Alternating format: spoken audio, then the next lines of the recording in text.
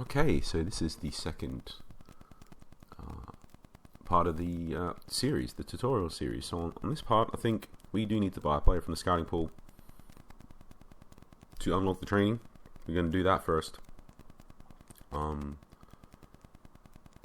We probably just want to get to the manager skills part, so we can choose those, and then at that point we will review the whole scouting pool. So for now we just want to buy one player just so we can get through the tutorial, basically. So let's do that. I've already, just to not hold things up too much, I've already actually quickly checked them just to find a player that we know that we're definitely happy to buy. I just need to remember who it was.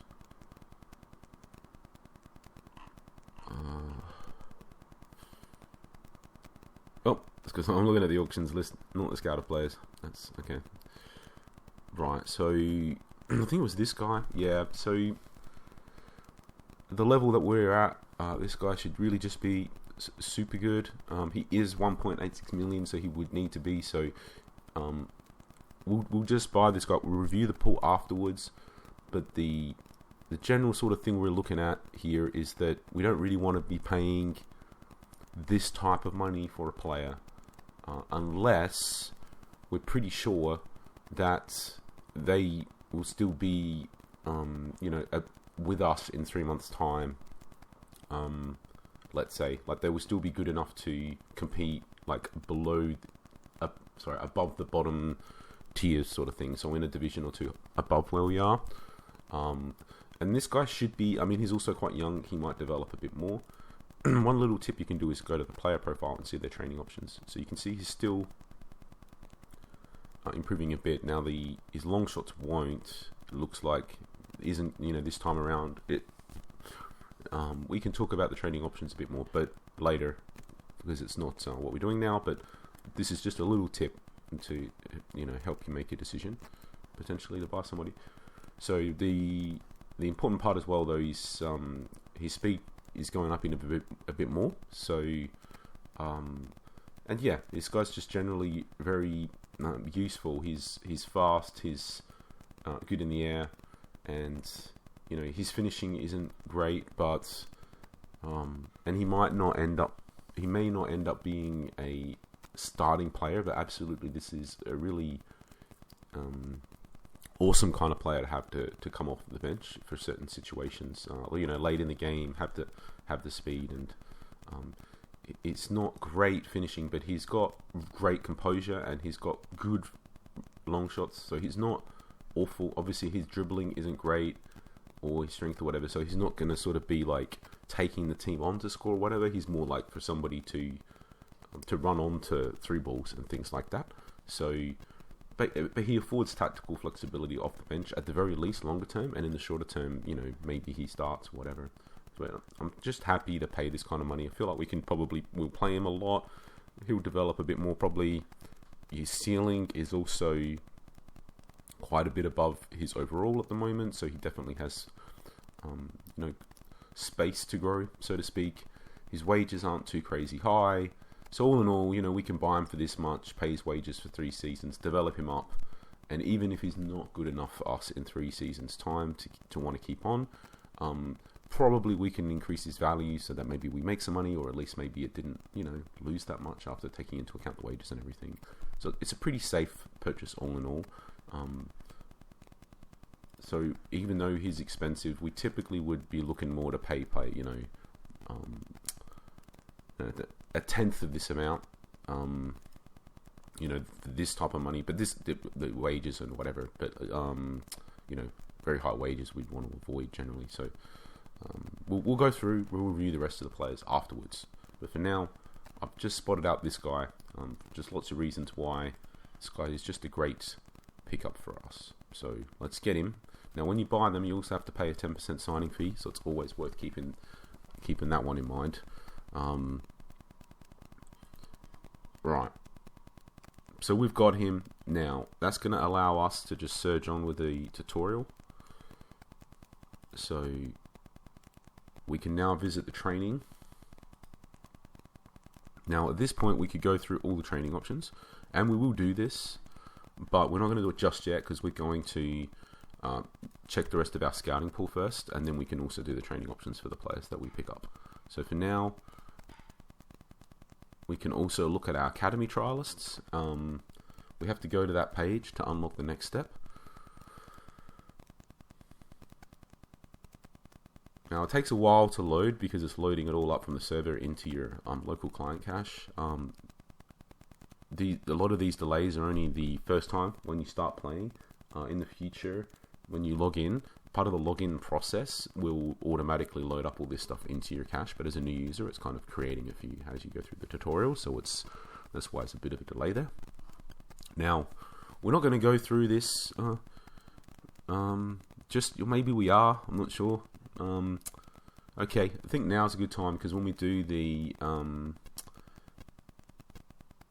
manager skills, we'll pick some that change the stuff for the trialists. I think it's maybe a good way to illustrate how some of the skills work and how they help quite a bit. So I'm just going to quickly go through the trialists. And so how this works is the further we are through the season, these attributes, more and more of these attributes get revealed, and you have a certain amount of these graduation locks. You can there is a manager skill that gives you more of these, but you get 3 by default. So you can pick 3 players, and they will carry into tomorrow, whichever 3 we have picked with these. And the rest, they will leave, and we'll get a whole bunch of new players to replace them, and that happens day after day. And in the end, we'll have 3 left, and we'll get those into our team. So the skill or the trick, or however you want to put it here, is to somehow end up with great players at the end of the month, even though a lot of the information is hidden. Now, I can kind of guarantee to you that throughout the month, no matter what we do, a whole series, a whole slew of great players are going to come and go. They're going to come through, and we're going to not pick them, and they're going to leave. So, there will at least be some, absolutely for sure. What we want to do, though, is to minimize the chances of that, or at least maximize our chances that in the end we will get 3 or more great ones that we're happy with, basically. So all really good ones. That's the trick here. So basically, to do this optimally at the moment, we'll go through without the skills, and we can sort of see why it's a bit tricky. So popular thing that people will do, this ARA is the average revealed attribute score, so people will look for higher values than that. This last revealed one, it sort of helps you know which attribute was revealed most recently. Now this might have been last night, so you would be potentially the first person to see that attribute value. So it's a bit of an indicator for if it happens to be, for this guy, he's an AMC, it's long shots, it's quite an important attribute for that position. Come out as 55, you might be the first person to know that, so that could be key. So, and this progress bar is just showing you a percentage of what attributes are revealed for that player at the moment. So you see this guy's got quite a few more than this guy. So for now, we're just going to go through and somehow fumble our way around and work out which 3 we would pick, and then we'll get some manager skills after, and we can re-review that and see what the difference is there, pretty much. So I'm just not going to necessarily explain exactly why behind everything. I'll just basically try and give very summarized versions of whether there's any chance that, at the moment, whether we would think about keeping this player or not. Maybe if it's close, we'll give a bit of narration. So unlikely we would go with this guy. I think it's it's a bit close, but unlikely. So I think it's the combination of the low crossing and long shots that isn't great here. because if you don't want him keeping wide because he can't cross, and you don't, I mean, he can't really cut inside. Maybe he could still be okay. Basically, a sort of like an inside forward, if he had enough good other skills, but it requires quite a few things to fall into place for him. By the way, having quite a few things fall into place is basically going to be normal for all the players here. So what it is about is trying to, in the moment, just work out how many stars need to align, pretty much. And at the moment, because he's got this low crossing and low long shots, it requires quite a few stars to align for this guy. Having said that, he's got big scores in movement, control, composure, and endurance, which all, you know, that's important as well. It's a factor. That's why I'm saying he's a maybe.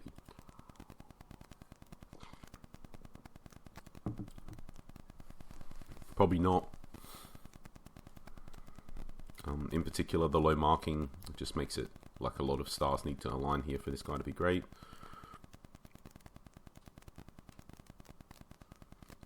Maybe.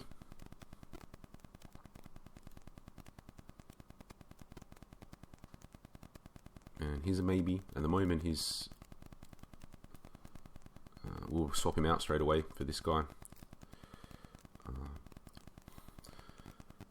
No, I think in particular for us at the moment, for the keepers, the shot stopping doesn't need to be super high, but we don't want it to be super low. We're not quite sure exactly what brand of football our team will end up playing, and I think we discussed in the last video that shot stopping is just a generically important attribute. Other attributes can be more important depending on how your team plays and your tactics and stuff, but like for example, if you want to play a high defensive line, then the speed could be great here, but then you probably want a high one-on-ones and maybe high rushing out, and he's got really low one-on-ones, so probably not regardless for this guy. It's just not good enough. Just know the tackling is just too low for what we'd be looking for here. Probably not, but maybe. No.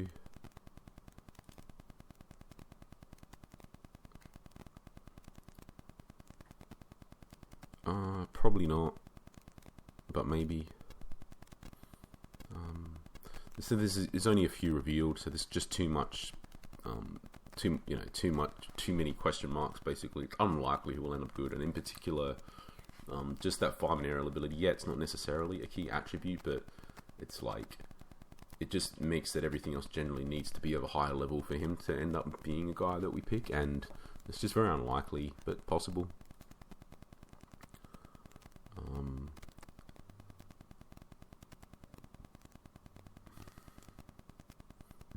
Probably not. I mean, as a DMC, the long shots isn't necessarily that useful, and you do want the passing. The positioning's okay. It's probably not. Probably not. Just the low crossing in particular for MR. Just not enough there. Probably not. One in passing.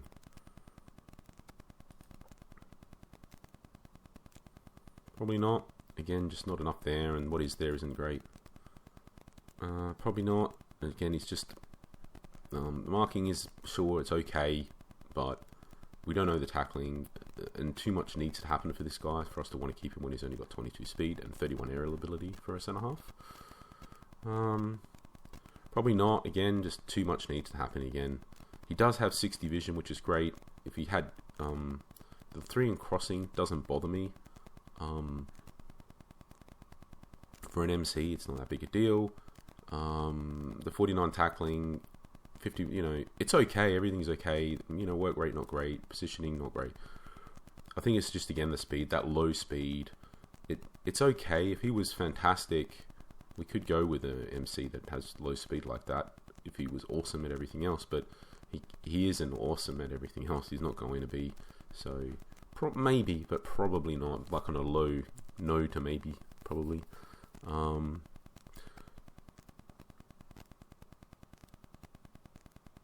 Yeah, maybe. Probably not, but maybe. thing is that no for us, I guess, in particular, because we don't want to play wingers. So when we're looking at wingers, I guess we can only look at them through the lens that we would be looking to add another position to them, which makes them need to be even sort of better to want to commit that resource. It's a very expensive resource to use up. Yes, he's great, fantastic marking, tackling, speed. I mean, almost to some degree, it doesn't even matter what everything else is. This guy would be useful for us, and he could potentially be awesome. So yeah, absolutely, we will be getting him in. And we'll throw him in instead of this left winger. Like we said, we don't really want the wingers anyway. So let's get him in. Right. Avoiding wingers. I think at this point I'm just going to avoid. Not even going to comment on them too much. This guy, yeah, looking great. I mean, composure's not great and whatever, natural fitness, but I think this combination of dribbling, finishing, long shots is looking pretty good. Let's just put him in probably instead of this other winger, just because we don't want to get the wingers. So arguably this guy is a little bit a better prospect, but we don't want the wingers. So this guy, I mean, maybe. He's got quite nicely highly rounded attributes, and good enough sort of speed and tackling that you could consider him. So here's a maybe. And winger, so we're avoiding, and an MC, just really low passing, probably just look to avoid that guy. So we do have this other centre half that I don't mind this type of player. He may not end up being the best centre half, so to speak, but if he's really, really well rounded and has decent centre half attributes, we don't know how much scope there is for growth for these attributes. If he ends up super well rounded plus has good scope for growth, like a high ceiling afterwards and good development, and he can get some extra positions over time, he might just end up a really good utility player. I'm okay with ending up with this type of guy if all of the rest of his attributes sort of start looking like this.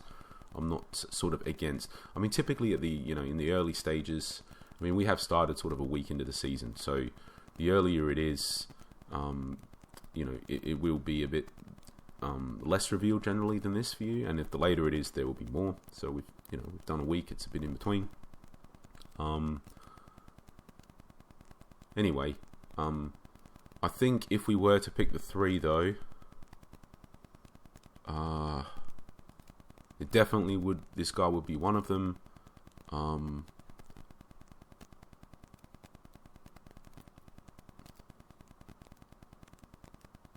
It probably would be these three.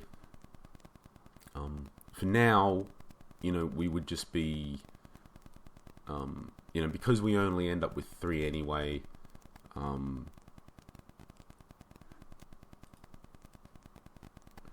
It probably would be these three. We sort of will know that probably this guy ends up rotating out. I think sort of there's a big issue that you just don't know. Like, we're not going to end up picking this guy unless we know the tackling and the speed. And that could be ages. We don't know the positioning either. We don't know the aerial ability. We don't know the strength. We don't know so much. So maybe we wouldn't. This guy's more like a known quantity, so to speak. So yeah.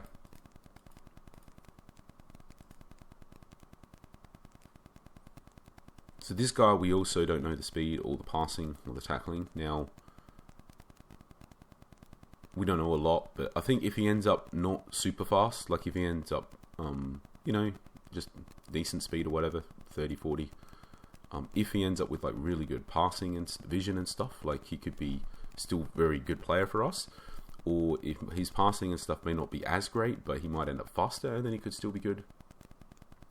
There's different ways that, he doesn't have to. He could. The passing doesn't have to be good.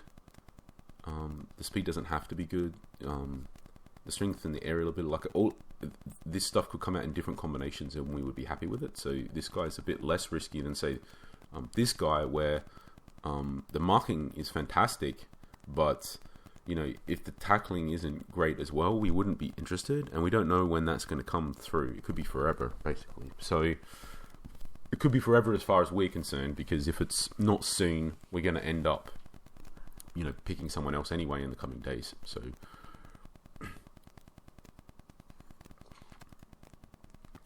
I think that's where we would end up. So let's go back to home and let's unlock the manager skills. Right. So with our manager skills, we're not really bothered at this. We're in the training league.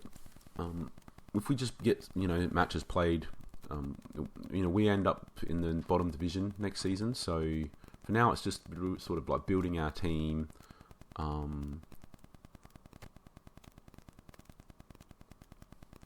Building our team up really. So we're not too bothered about winning matches. And so let's just look at. So definitely this skill for starters. I just cannot. We'll go back and redo our academy trial after with this. I cannot fathom how this skill is so cheap. The skills are priced in this game according to just the sort of user demand, like how much people are picking these. So this is not only the least most picked skill, but the least most picked skill by far. And it isn't the best skill in the game. Obviously, it's one of the worst, maybe, or in the bottom half, maybe. But I think that's a maybe. This skill is, I'm not sure exactly how far down towards the bottom it is, but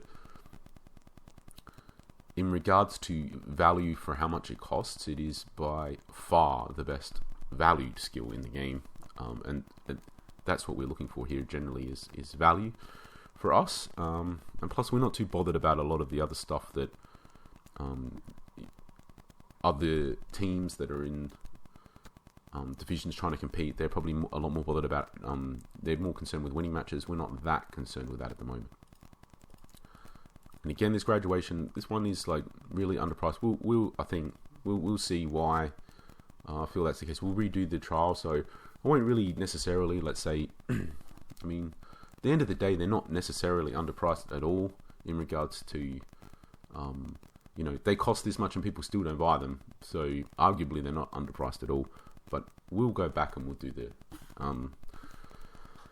the academy trial afterwards, again, with these skills, just to sort of see the impact that they have, and I guess you can decide for yourself whether this was worth the points or not. This quality one, I don't know whether we'll pick it or not. I'll just put one level in for now. It's an option for us. It does help us get the sort of better quality trialists come through each day. It can help us. All these training ones, probably a lot of the players in our team at the moment won't end up in the team, and this helps give them some points, but that probably doesn't help too much. We're probably not that interested in these. The prevention and the durability, they help in matches. The treatment, we're probably okay with our players just getting injured and needing to try different things. So this helps with not losing, trying to win more matches. We don't really care. This one, again, helps in matches. We don't expect to have enough money for this one to matter. We're not too. Our existing players aren't really worth that much anyway. We're not that bothered about using a bunch of points to help that process a little bit to sell them. The revenue, that's a maybe. It does increase the gate receipts income, so it's just worth bearing in mind that this is for the rest of the season. So the closer you are to the end of the month, the worse this one is. The closer you are to the start, the better it is. But it's a maybe. Having a bit of extra cash is something that would be alright. We don't have any graduates at the moment, so this loyalty one is not particularly good for us. Extension, I mean, it's a maybe, but probably just not that interested. None of the players we have now, we're probably that interested in extending their contract, and we already get 3 anyway, which should be plenty for what we need. And we'll buy any players we buy will have at least 3 seasons. We can worry about the extensions in the future effectively, and we'd still get 3, so probably won't. But it is a maybe. Probably not that bothered about making auction bids. Generally, we won't have enough money, probably to bother too much about that. We do get 1 per day though, anyway, and that's probably plenty for us. It's probably just not worth the points, so not too bothered. Again, not that bothered about the matches. This does help us build our squad, so this is probably we are interested in that. So we sort of used up our points. So at this point, let's deselect the extension because we're not that bothered about that. And we can deselect this one and select those. So I think this is the ones that we care about the most, which is effectively maximizing our opportunity to get more Academy Trial prospects this season and maximizing our opportunities to build up our squad through the scouting pool in the season.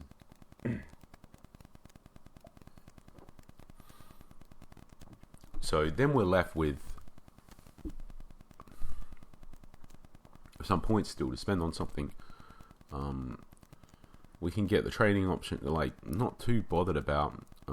Honestly, looking at all of this, nothing really helps that. Probably the revenue helps the most. It's not going to be that much for us. I'm trying to do the math. It might be like £500,000 per level, something like that. It isn't really that much to bother too much about, but I'm honestly not sure. Can we get 2 levels in that? No.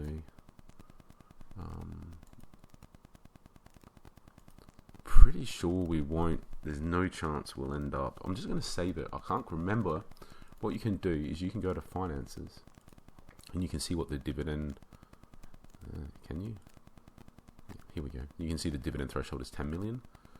We do get £5 million cash injections throughout this process. We'll get 25 million. And the dividend threshold is 10 million. If you exceed that, we'll have to pay like a percentage dividend payment. We basically, ideally don't want to finish above 10 million, or at least not materially above. And there's a chance we might. Probably not, but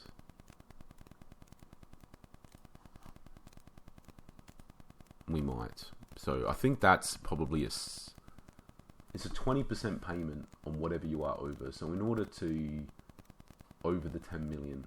So I think at the decision for us is, are we going to get an extra 500,000 or so? 500,000 throughout the season. So in order for the dividend payment to be more than 500,000, we would have to finish with, is that 10 million, right? 10 million over 10 million. So we'd have to finish with £20 million.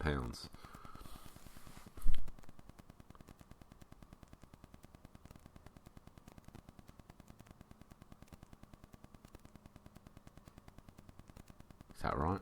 No, it's not right. Sorry, I've got COVID. My brain's not working. So it's 5 million, right? Nope, it's 2.5 million. Jeez. Yeah. So if it's a 20% payment, so if it was 2.5 million, 20% of 2.5 million is 500,000. Yeah, okay. And that feels completely possible, quite frankly. So let's get the investment. So that way we can finish with 20 million. So, yeah, sorry. So what I'm going to do is I'm going to go back to my finances and I'm going to explain what I'm talking about in more detail. So the end of the season is going to be the 31st of July here. The moment we're projected to finish then around, 5.5 million. Now, we will get £5 million cash injection payments as we play matches this month. That's an extra 25 million. We can add 25 million to this, and we'd end up at the end of the month with 30-something million. And we can only, if we finish over 10, we will start paying 20% of whatever's over. So in order to spend £500,000 in the dividend payment at that point, we'd only need to finish with 12.5. And at the moment, we're looking like we will finish with 30 if we play all of these matches and don't buy any players. Now, we do intend to buy a whole bunch of players, and we probably will not end up with more than 10, but we might. So that's all. So what I'm just saying, we can either choose a guaranteed £500,000, or we can choose to have the flexibility so that we can finish with more than 10 million. And if we finish with more than 12.5 million, we'll end up in front.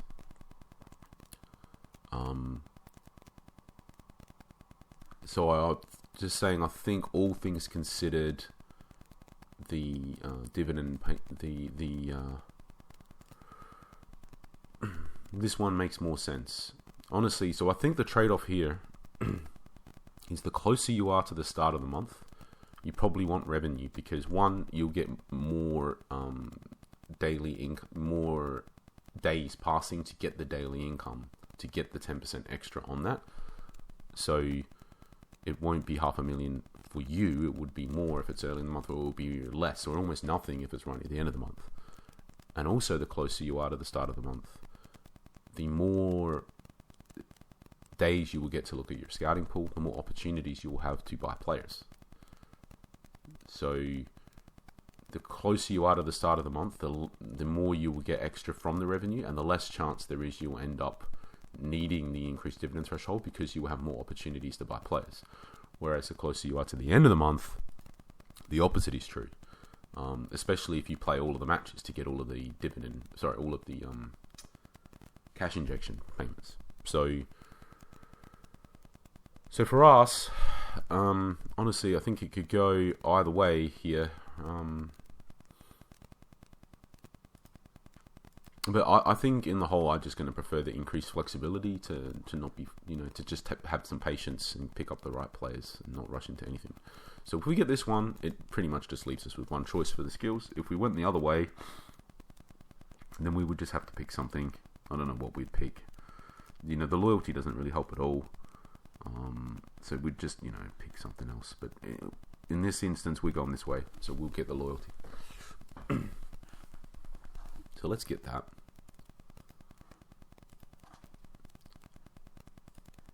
Okay, now there is a... let's just go back. And now we can unlock youth-friendly matches. So we'll just click that and unlock those.